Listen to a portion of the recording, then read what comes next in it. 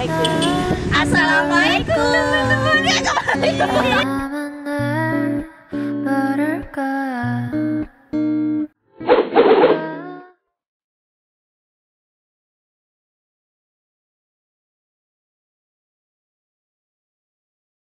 Assalamualaikum guys.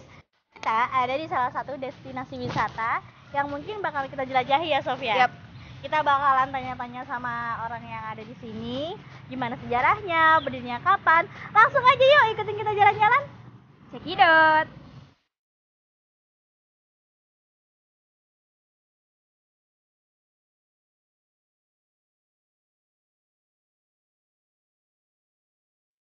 Nah, kita udah di mana nih Sob? Di depan ya. Di depan Museum Baitul Quran Taman Mini Indonesia Indah. Iya. Yuk ikutin kita yuk.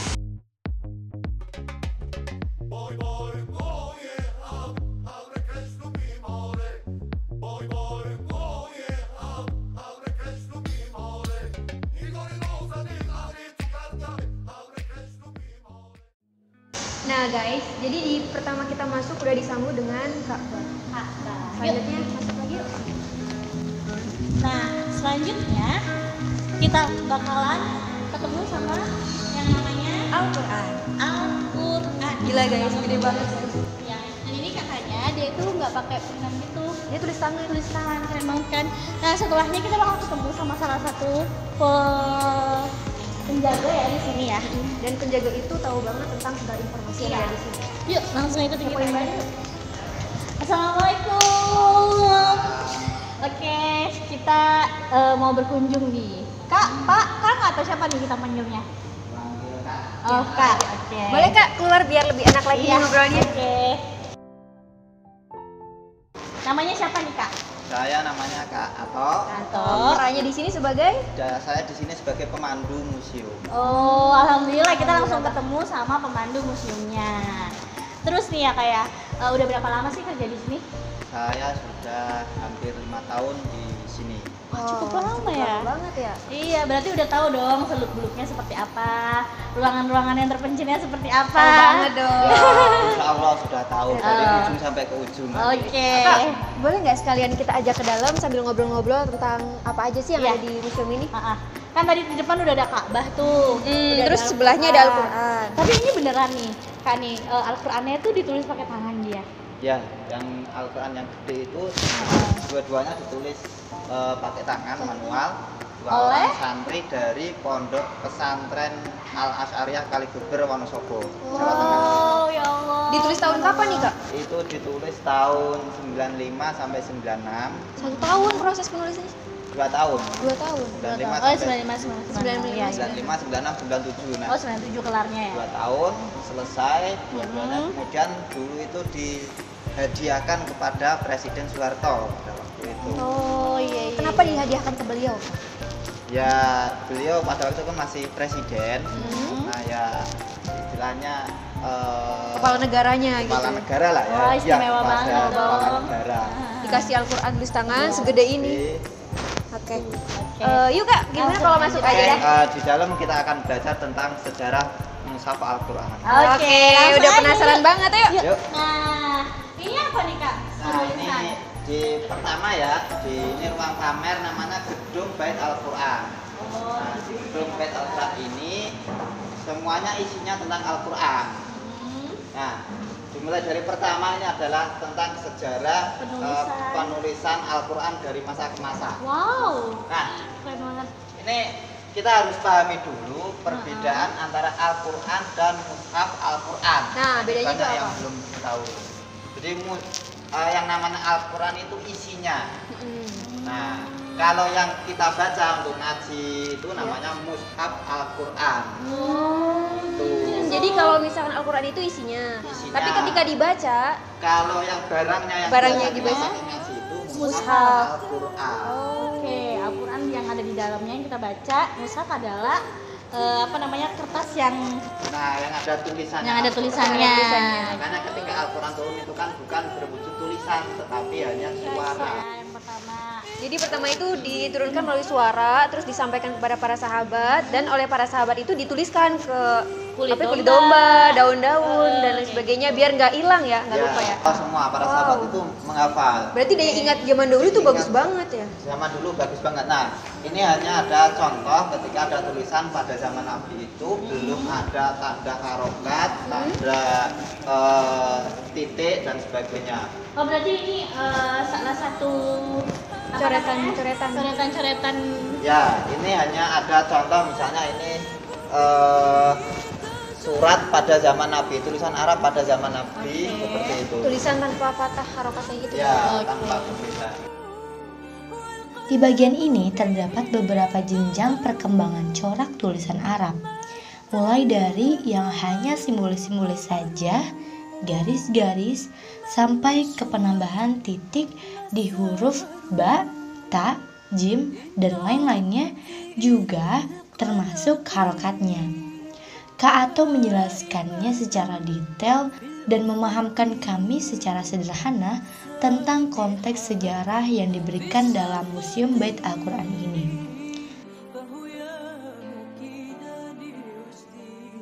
Nah, ternyata bukan hanya di zaman Rasulullah saja, penyalinan Al-Quran di Nusantara juga memiliki beberapa ciri khas. Yang pertama dari abad ke-17 sampai abad ke-20 hingga saat ini yang kita rasakan. Lalu kita ke lantai 2 nih guys. Di sini diperinci lagi koleksi-koleksi gaya penulisan Rosem atau yang dikenal sebagai batang tubuh tulisan Arab. Kemudian ada yang namanya qiraah sab'ah, sampai kepada penyempurnaan dengan menggunakan harokat, yaitu fathah, kasroh, dhammah, tanwin, dan lain-lain. Oh, ini beda sendiri Jawa nih. Ini Jawa, ini juga dari Jawa nih. Nah, ini dari Jawa. Terdapat pula alat tulis yang digunakan pada saat itu untuk menulis Al-Quran di kertas-kertas guna memperbanyak kuantitas Al-Quran pada masa itu. Dan ini dari Cirebon. Aceh, terus Cirebon, Jawa Timur kan? Nah, saking banyaknya sejarah yang ditampung oleh Museum Bait Al-Quran ini, mereka tidak hanya memiliki satu lantai saja guys, tapi juga ada 3 pos yang dimiliki Bait Al-Quran ini.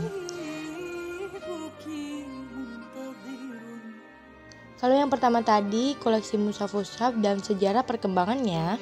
Kemudian di sisi utara museum terdapat macam koleksi lukisan, juga pajangan dan kreativitas Muslim Indonesia dipajang dalam museum ini. Terus dilengkapi tanda tasbih. Kalau make up itu kan tanda BPOM ya. Iya, BPOM. Nah, itu ya. kalau make up BPOM, kalau Al-Quran tanda tasbih. Tanda tasbih. Legal nih, udah layak pakai, layak baca. Oke, udah layak, udah ada tasbihnya. Nanti kalau Al-Quran yang dari luar, yang diimpor, misalnya dari Madinah, dari Arab, itu ada hanya surat tanda izin edar, tanda tasbih. Beda ya? Beda. Beda sama Nah itu tadi teman-teman, bahwasanya Al-Quran harus ada tanda tasihnya, bahwa menandakan Al-Quran tersebut sudah lulus uji keabsahannya. Diedarkan di Indonesia. Pokoknya ada uang lingkup Indonesia lah. Itu tanda tasbih. Nah, kalau surat izin edar itu dari luar Indonesia dibawa masuk. Jadi ada lagi nggak kami yang mau kasih tahu ke teman-teman? Oke, selanjutnya kita lihat Al-Quran dengan terjemah berbagai bahasa daerah. Wow, oke. Yang mana nih? Berbagai bahasa dan ini bahasa mana? Bisa dilihat di sampulnya. Misalnya ini bahasa Momondo. Memundu. Jadi terjemahnya pakai bahasa Momondo. Kemudian ini terjemah bahasa Makassar. Bahasa Makassar ini. Nah, sangat menariknya lagi di museum ini terdapat mushaf-mushaf yang diterjemahkan ke dalam berbagai macam bahasa adat di Indonesia, yang tentunya hal ini dalam pengawasan Kementerian Agama Indonesia sendiri ya teman-teman.